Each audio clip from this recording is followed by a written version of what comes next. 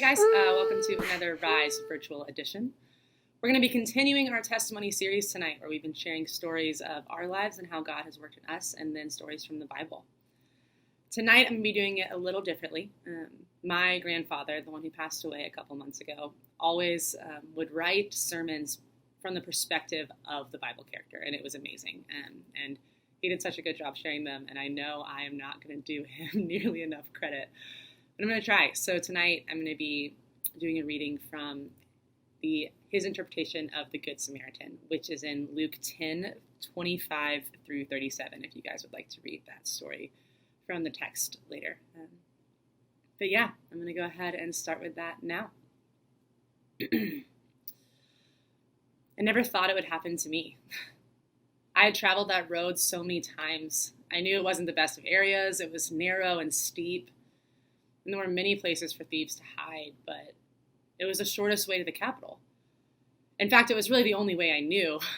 It was a hard uphill climb, but one has to make a living, right? I can remember as it was happening, not me. This happens to other people, but not to me. There seems to be 3 of them. They jumped me so quickly that I didn't know what was happening. They looked just like you or me. They seemed to be our kind, but they took my donkey. They stripped my robe from my body, stole my goods and money, and then they beat me. I mean, they beat me, and they beat me. And as far as they were concerned, they just left me for dead. I can remember lying there, barely aware that I was alive. I tried to yell for help, but I couldn't speak. Blood seemed to be pouring everywhere. I was in such great pain, I couldn't even lift my head. Then I saw a priest coming. I knew he must be on his way to the temple. I just knew he would help. A man of God, he'll help me. I remember watching as he came near. He stopped for a moment, careful to stay far on the other side of the road. He stared for a moment and then shook his head as he turned away. What kind of a priest was this? A man of high-sounding ideas, but he seemed unwilling to put those ideas into action. I remember thinking, these men make sacrifices of animals to the temple, but can't sacrifice one moment for me. I remember thinking, what good does it do to talk about love and not be loving? Then came the scribe, an official of the court. Surely he would help me. I bet this man could make the law sound so powerful. But I ask you, what purpose is the law if it doesn't help people? He stopped just like the priest, looked me over with all of my bleeding wounds, then just like the priest, kept on going.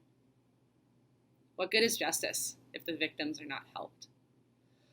I cannot believe that any pressing business in Jerusalem was so important that he couldn't take a few moments to help me out. Then another came my way. I can remember that despite the pain, I pulled back in fear.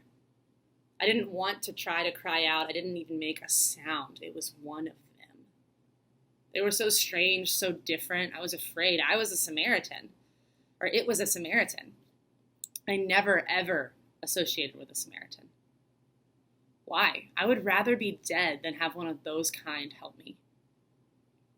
For 700 years, that kind and my kind have had very little to do with each other. They were just different, and you knew you could not trust them. They were just different, I repeat, I thought to myself. I would rather die than have one of them help me.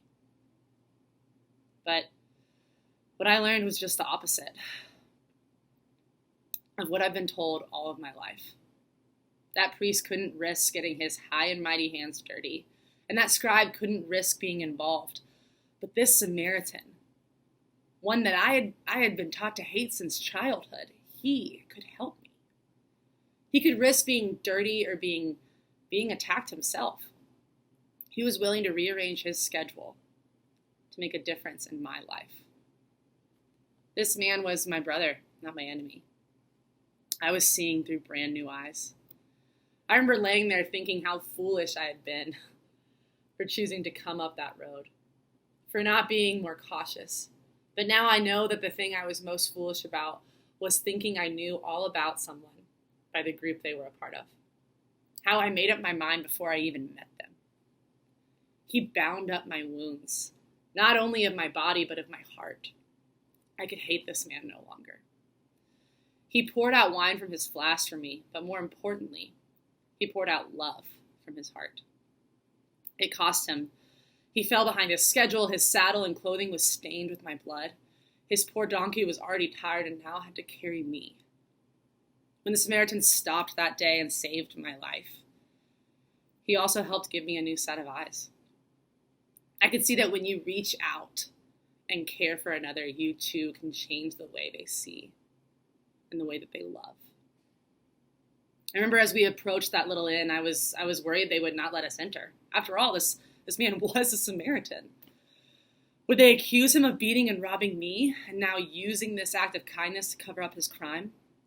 Would their prejudices blind them? Remember, we had to go around to the side door because Samaritans could not use the main entrance.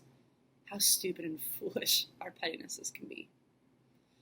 The greatest gift the Samaritan gave me was that he didn't stop at relieving my immediate crises, but saw to my aftercare. I remember him telling the innkeeper that he would pay whatever the cost was when he came back through Jerusalem. I was there the day Jesus told my story.